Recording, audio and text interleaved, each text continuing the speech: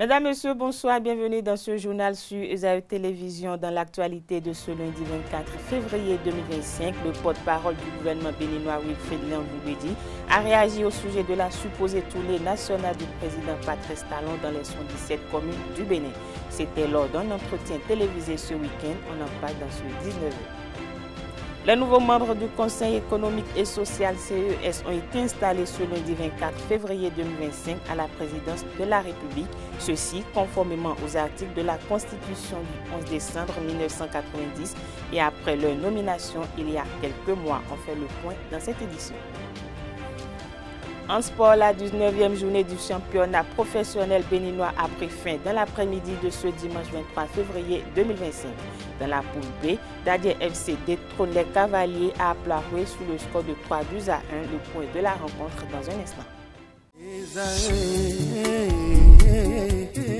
L'École supérieure d'administration, d'économie, de journalisme et des métiers de l'audiovisuel ESAE offre de nouveaux challenges pour l'année universitaire 2023-2024. Étudiantes et étudiants, parents d'élèves nouveaux bacheliers, ESAE, c'est la garantie d'une formation de qualité à des conditions très avantageuses. À Gbedjromede, à Papa, à Boumekalavi et Parakou, inscrivez-vous en administration générale, administration du travail et de la sécurité sociale, trésor et finances publiques, impôts, diplomatie et relations internationales, journalisme et métiers de l'audiovisuel, gestion des marchés publics, planification et développement local, sciences économiques, sciences juridiques et toutes les filières des sciences de gestion. ESAE vous offre des bourses, demi-bourses et de réductions pour les premières inscriptions dans toutes ces filières. Waouh! En licence 1, 2 et 3 et en master, bénéficiez jusqu'à 50% de réduction sur tous nos sites. N'est-ce pas génial? Infoline. ESAE Gbedjromede, 3e rue à droite en quittant le carrefour Le Jador pour la BIBE Jéricho ou au plus 229 90 93 65 21 98 98 14 00 à Kpakpa au plus 229 52 88 33 33 à Boumekalavi au plus 229 52 88 44 44 Parakou au plus 229 52 46 12 12. ESAE, l'excellence à un nom.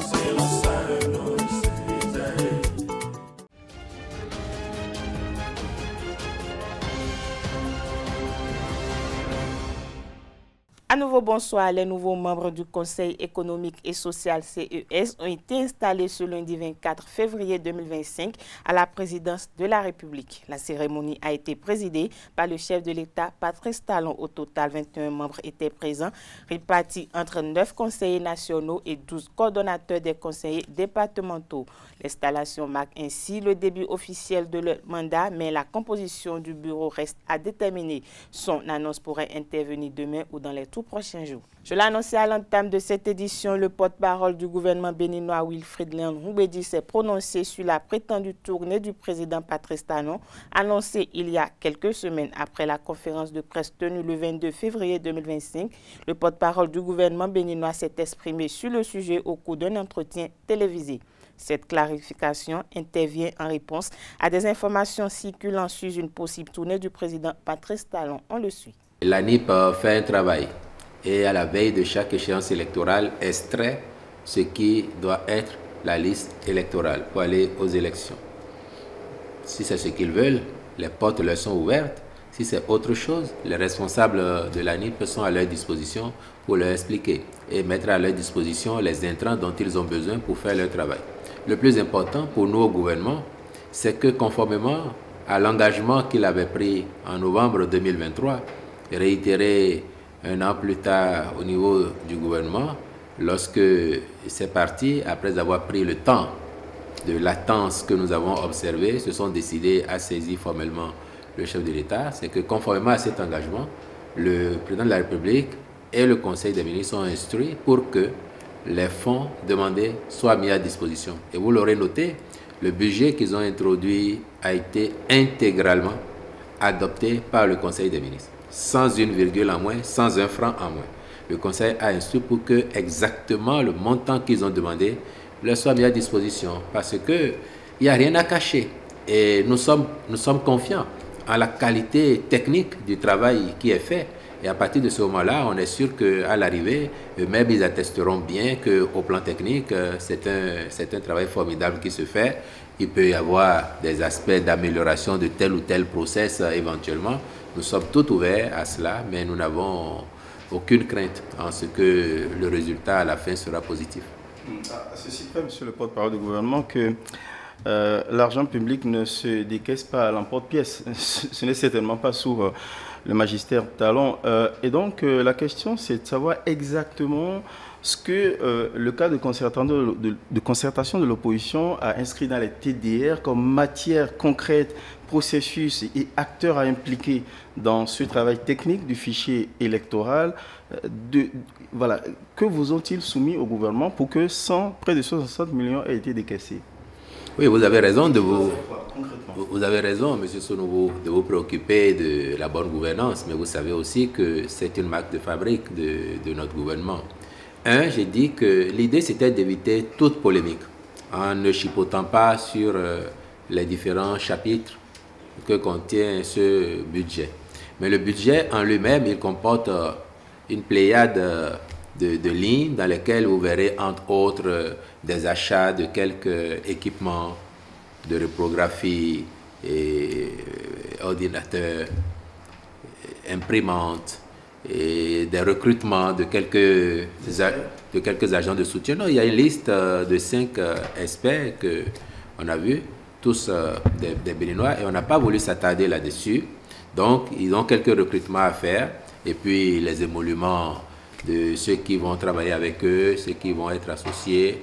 Donc, somme toute, 159, un peu moins de 160 millions pour la quiétude des Béninois, pour que demain, aucune force politique ne vienne à dire c'est parce que j'ai des soupçons sur la liste ou sur ce qui sert de liste électorale que je ne participe pas aux élections ou qu'on m'a battu. Nous ne voudrions pas que dans 1 an et demi, quand les élections auront lieu, qu'on en soit à entendre ce genre de récrimination. Et c'est pour ça qu'aussitôt introduit au garde des Sceaux, leur demande est arrivée au niveau du gouvernement les jours d'après, et voilà la décision du Conseil des ministres. Restons toujours avec le porte-parole du gouvernement béninois Wilfried Liangbedi, qui, lors de cet entretien télévisé co-animé par les confrères Angèle Toboula de E-Télé et Osia Sounouvou de la télévision nationale, s'est prononcé sur le budget accordé au cadre de concertation des partis de l'opposition par le gouvernement dans le cadre de l'audit du fichier électoral. À quoi sont destinés les fonds qui seront décaissés et qu'en dit le gouvernement du président Patrice Talon? Élément de réponse avec Wilfried Liangbedi. Ah bah, je ne suis pas informé. C'est vous des médias qui m'avez informé qu'il y aurait une tournée en avril. Mais ne vous en étonnez pas, ne jouez pas ce jeu parce que si ça se confirme, après vous aurez les fins. Ah ben attendez que ça se confirme. Et puis si ça se confirme, on en parlera. Moi, je n'ai pas cette information. Et le chef d'État ne nous a pas dit je vais en tournée à l'intérieur du pays en avril. Il ne nous a pas dit ça. S'il avait une tournée planifiée, programmée déjà, je suis convaincu qu'il en aurait parlé au gouvernement et ceux qui doivent prendre des dispositions particulières les prendraient. À l'heure où je vous parle, il n'y a rien de tel à l'heure où je vous parle, il n'y a rien de tel à l'agenda du président de la République pour les mois d'avril, mai, comme cela a pu être dit sur les réseaux et chez certains de vos confrères. Cela a fuité. Bon, ok, soit vous... Non, cela n'a pas fuité, c'est une spéculation de vos confrères. Vous êtes très habile. Peut-être parce qu'on estime qu'à la fin, il faudrait bien qu'à un moment donné, Patrice Talon dise au revoir. Oui, comment il compte le faire alors? Quand il voudra le faire, il déterminera le moyen et puis il nous dira. Est-ce que je refais le tour des 77 communes? Est-ce que je fais une déclaration solennelle en une fois pour l'ensemble du pays? La formule lui appartient et le moment venu, nous en serons tous informés. La formule lui appartient, mais vous êtes quand même celui qui lui chuchote à l'oreille. Vous êtes en charge de la communication. Beaucoup de pouvoir, M. Sonouvou. Oui, mais enfin, vous n'occupez pas la fonction pour rien, M. Wilfried Liangbedi. On aurait du mal à vous croire là-dessus. Ah bon? Tout au moins sur cet aspect. Vous n'avez pas le sentiment que si tu as envie de le voir une dernière fois dans tous les recoins pour échanger avec lui, ne serait-ce que lui-même, il partage justement son envie de voir sa dynamique se poursuivre, donc aller au contact des populations.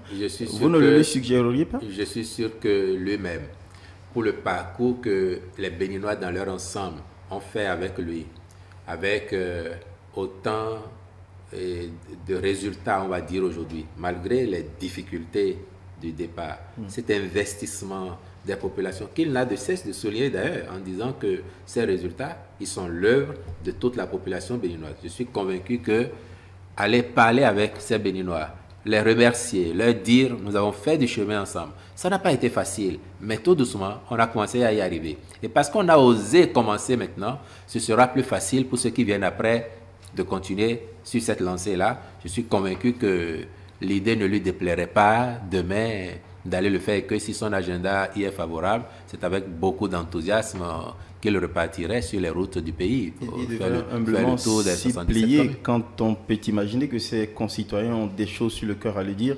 Pour la poursuite en fait de l'œuvre de développement après lui, il serait intéressant qu'il aille tendre l'oreille et les écouter de près, se mettre à hauteur d'eux. Vous connaissez son sens de responsabilité et vous savez que si ça doit se faire, c'est avec beaucoup de bonheur et d'enthousiasme qu'il le ferait. Dans un autre contexte, la Cour de répression des infractions économiques et du terrorisme CRIET a condamné deux Nigérianes à 15 ans de prison ferme. La juridiction spéciale a reconnu ce lundi 24 février 2025 les prévenus coupables de trafic de drogue à haut risque. Selon l'accusation, les mises en cause ont tenté de faire transiter de la drogue par l'aéroport international de Cotonou. Les services compétents de l'aéroport, lors d'un contrôle, ont découvert de la drogue dans les sacs des deux voyageuses à destination de l'Inde. Selon les résultats du test effectué sur la drogue, il s'agit de la cocaïne. La quantité totale de drogue saisie chez les deux personnes est estimée à 2,2 kg lors de leurs inculpations. Les deux prévenus ont avoué qu'elles détenaient ces produits dans leur bagage. La principale prévenue a déclaré à l'audience du 25 novembre 2024 que c'est un ami nigérien qui lui aurait confié les sacs. Elle a indiqué avoir accepté d'aider le présumé propriétaire du sac parce qu'elle voyageait en Inde. Invité ce dimanche 23 février 2025 sur l'émission L'invité de ESAE Télévision, le directeur exécutif de l'ONG Alcré, Martin Viutu Asogba, s'est prononcé sur les souvenirs qu'il a de la Conférence nationale des forces vives de la nation de février 1990, il y a 35 ans. On le suit au micro de Kales Kitome. Bon, vous savez, j'étais déjà assez mûr quand même, hein. J'avais un âge certain. Pendant que la conférence a eu lieu, j'ai suivi d'ailleurs tout ce qui a précédé à amener le gouvernement de son respecté père à son âme, le général Mathieu Kérékou en son temps. C'est parce que, bon, il y avait beaucoup de problèmes politiques et il y avait beaucoup de problèmes économiques aussi. Beaucoup de citoyens béninois étaient en exil.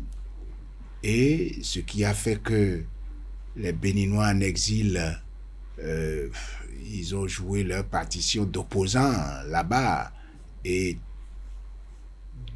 de fil en aiguille, tout a été serré pour le Bénin. Et il était question de repenser les plaies, de revoir la situation, de faire venir ceux qui sont allés à l'extérieur en son temps, et politiquement, et qu'on s'asseye pour régler les différends entre Béninois. Et qu'on puisse trouver des solutions aux différents problèmes qui minaient le pays. Parlons toujours de la Conférence nationale des forces vives de la nation. Martin Viutu Asogba, directeur exécutif de l'ONG Alcré, est revenu sur les prémices de la création de l'ONG, une conséquence des acquis de la Conférence nationale. Un avènement entre dans le cadre de l'accompagnement de la démocratie. On le suit à nouveau. Je ne savais même pas encore qu'on appelait quelque chose ONG, parce que je n'étais pas encore constitué en tant qu'organisation de la société civile. J'étais citoyen béninois, mais j'étais un entrepreneur parce que moi, là, que vous voyez, je suis technicien supérieur de froid et d'électricité de formation. Donc, j'avais mon entreprise qui s'appelait Frodoseb, froid domestique, commercial et électricité du Bénin. Donc, j'étais entrepreneur en ce temps-là. Donc, c'est à la faveur de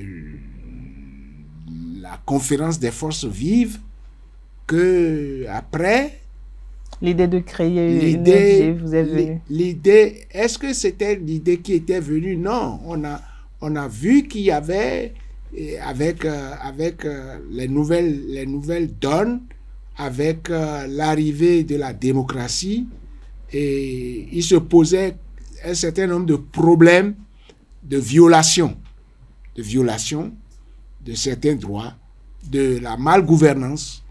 Et c'est par rapport à ça que j'ai réfléchi et j'ai appelé quelques amis pour leur dire, écoutez, est-ce qu'on ne peut pas se mettre ensemble pour pouvoir trouver des solutions aux problèmes qui se posent dans notre pays afin que nous aussi, nous puissions jouer notre partition.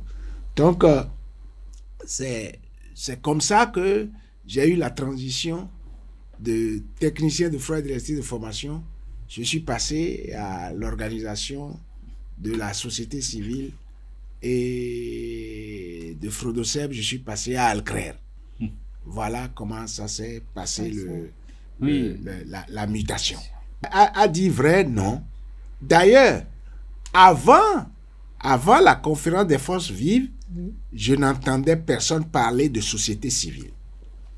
C'est à l'avènement de la conférence des forces vives, à l'avènement de la démocratie, qu'on a commencé par parler des organisations de la société civile pour défendre tel ou tel problème qui se posait dans le pays. Des morts ont été enregistrés à Kalalé ce dimanche 23 février 2025 des suites d'un affrontement entre deux communautés. Selon les informations, tout est parti d'une altercation entre deux individus. L'un a poignardé son vis-à-vis qui est décédé sur le coup. Le drame va provoquer la vengeance au sein de la communauté de la victime. Au cours des affrontements, plusieurs personnes ont été tuées. Le bilan, selon les informations, a fait au moins 6 morts malgré l'intervention des forces de l'ordre. Outre les pertes en vies humaines, plusieurs cabanes ont été incendiées. Un soupçon de vol serait à l'origine de l'altercation entre les deux individus.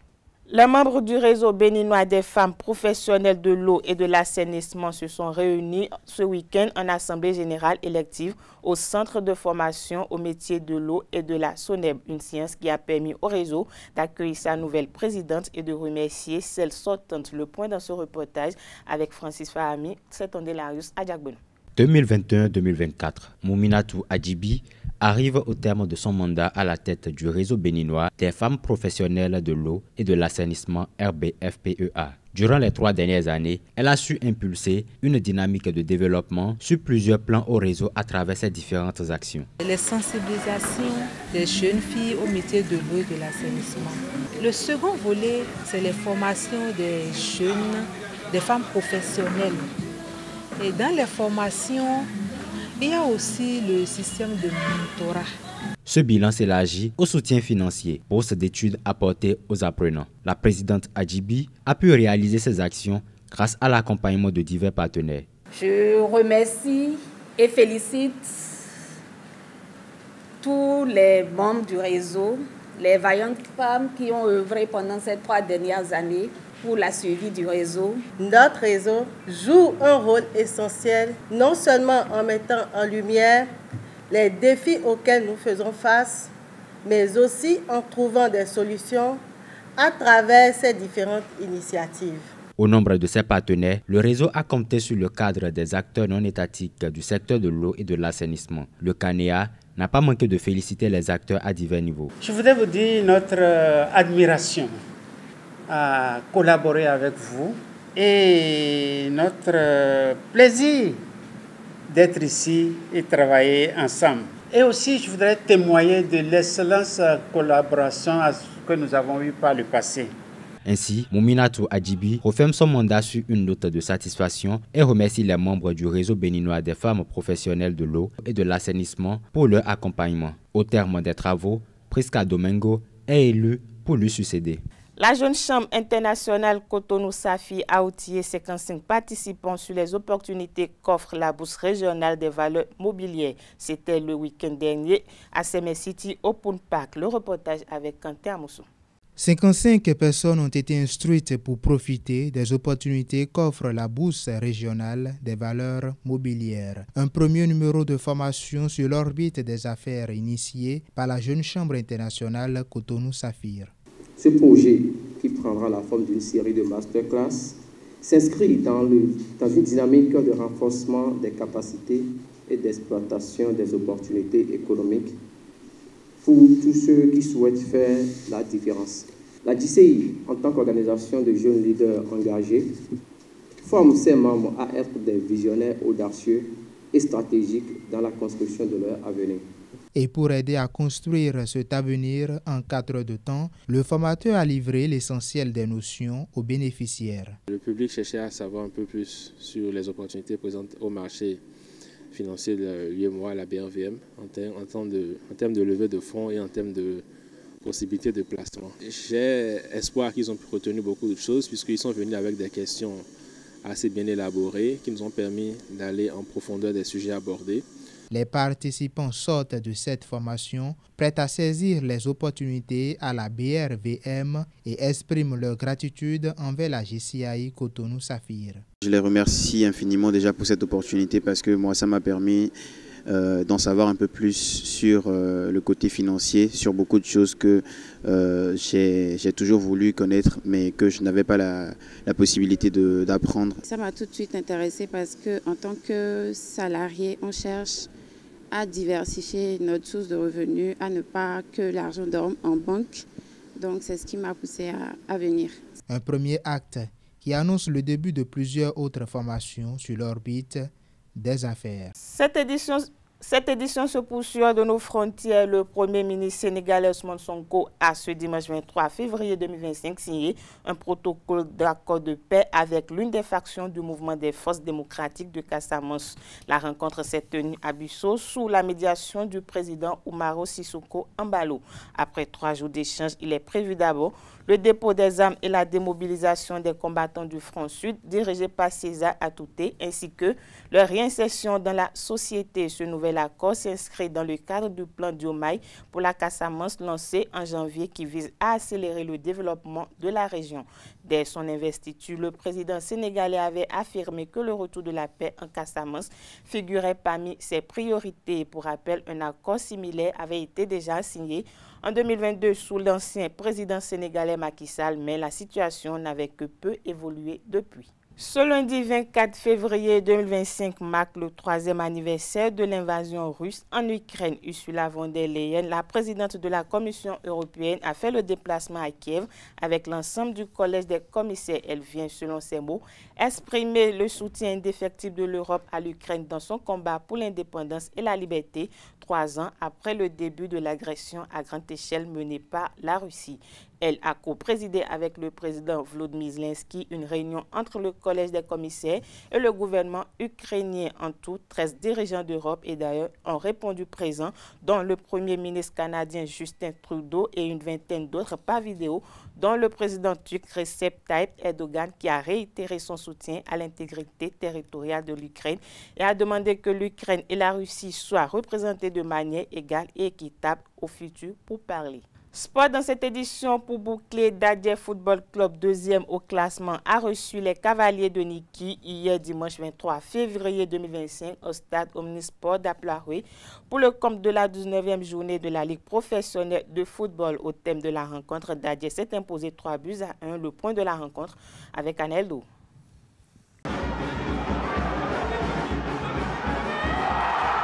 Dadje Football Club s'impose en main de maître. Face aux Cavaliers de Niki dans le derby à la tête de la poule A, les hommes du Koufo ont eu la victoire 3-1. Difficilement prenable à domicile, Dadje est le premier à trouver le chemin des filets grâce à Ariel Komi à la 20e minute.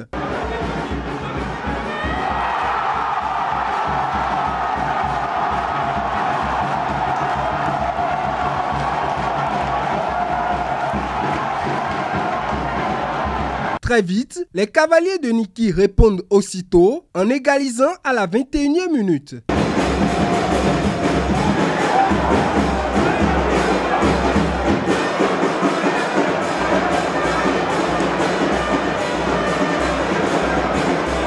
Dix minutes après, Feliciano Moncho sort le grand jeu.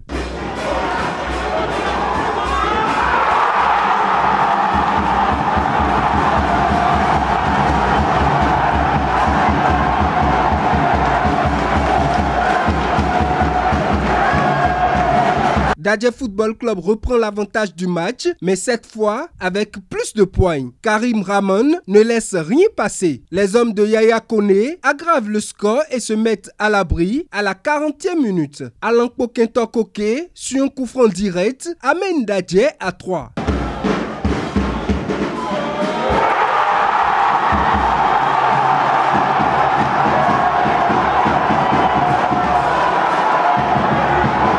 C'est sur ce score de 3-1 que Dadje Football Club empoche les 3 points de la partie. On avait bien préparé ce match.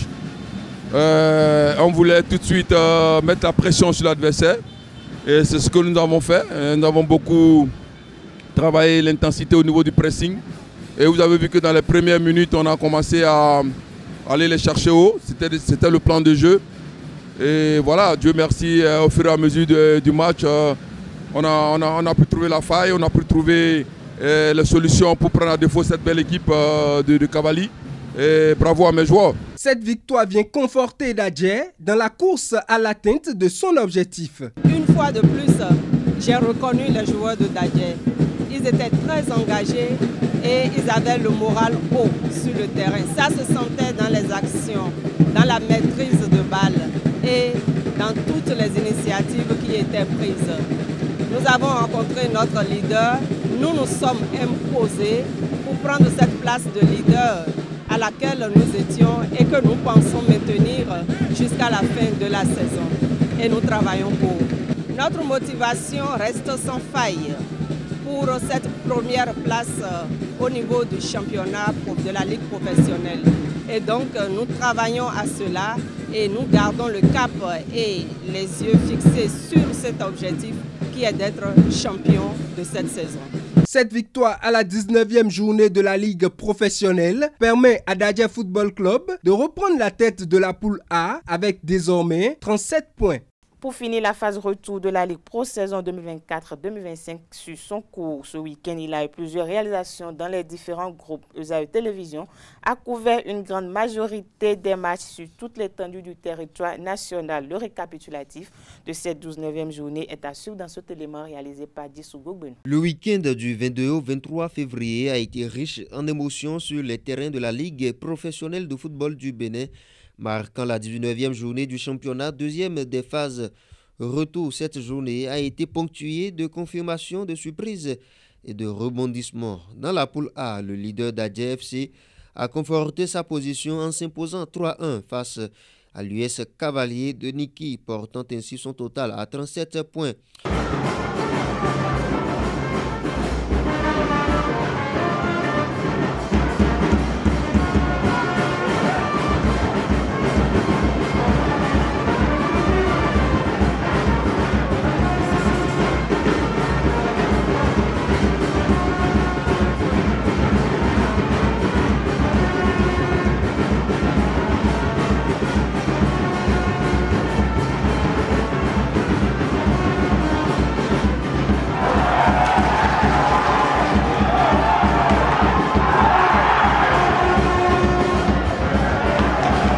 On voulait tout de suite mettre la pression sur l'adversaire. Et c'est ce que nous avons fait. Nous avons beaucoup travaillé l'intensité au niveau du pressing. Et vous avez vu que dans les premières minutes, on a commencé à aller les chercher haut. C'était le plan de jeu. Et voilà, Dieu merci, au fur et à mesure du match, on a pu trouver la faille, on a pu trouver les solutions pour prendre à défaut cette belle équipe de Cavalli. Et bravo à mes joueurs. Pendant ce temps, l'Auto Popo a connu une nouvelle désillusion en s'inclinant 3-2 à domicile contre Beki FC. Cette contre-performance freine les ambitions des vice-champions du Bénin 2023 qui semblaient pourtant sur une bonne dynamique. De leur côté, les Buffles du Borgou ont également vécu une journée difficile après un bon début de phase retour. Dans la poule B, l'affiche phare de cette journée a vu Coton FC l'emporter 1-0 face aux Dragons de l'OME. Malgré cette défaite, les Dragons conservent la tête du groupe à égalité de points avec leur adversaire du jour. Ayimba FC, qui était au repos le week-end précédent, a repris la compétition avec succès en battant Sobemap 1-0. Le résultat complet de la poule A, Espoir 2-1 face à Abeille, Lotopopo 2-3 face à Béké, Takounen 2-0 face à Dynamique, Tonnet 1-0 face à Buffle, Bani Gansel l'emporte 4-1 face à Dynamo de Parakou, Dadje s'impose 3-1 face à Cavalier, Damissa joue 2-0 contre Rodio, Dynamo d'Abomey, Real Sport 0 but partout, Panthère et Bois 1 but partout. Dans la poule B, Aspac joue 1-1 face à Adidja, AS Cotonou s'impose 1-0 face à Avrankou Omnisport, Étoile Filante s'incline 0 contre 1. Devant AS Police, JS de Koubert 2-0 face à Aziza. Coton s'impose 1-0 face à Dragon. Requin 2 buts face à Jeunesse Athlétique de Kétou qui a également marqué 2 buts. Ayema joue 1-0 contre Sobemap. Asvo et US Krake font 1-1 partout. Le classement après la 19e journée se présente comme suite. Dans la poule A, Dadje 37 points, Dynamo d'Abomey 34 points, US Cavalier 34 points, Damissa 33 points, Espoir FC 31 points, AS Takounen 30 points, Panthère 30 points, Rodio 29 points, Loto Popo 27 points, Bani Gansé 27 points, Béké 25 points, Buffle 23 points, Abeille 19 points, Bois 19 points, AS Tonnerre 18 points, Dynamique FC 15 points, Real Sport 14 points et Dynamo de Parakou 12 points. Dans la poule B, Dragon 32 points, Coton FC 32 points également, AS Sobemap 32 points, US Krake 30 points, Ayema 29 points, Asvo 27 points, JSP 26 points, AS Police 26 points, Aspac 23 points, Adidja 22 points, Avrankou Omnisport 22 points également, Requin 21 points, AS Cotonou 18 points, Sitatunga 17 points, Aziza 15 points, Jeunesse Athlétique de Kétou 13 points et Étoile Filante 12 points. Voilà, amoureux du courant, c'est tout pour le récapitulatif de ce week-end. On prend le rendez-vous pour le week-end prochain pour plus de ferveur dans cette compétition de la Ligue professionnelle du Bénin.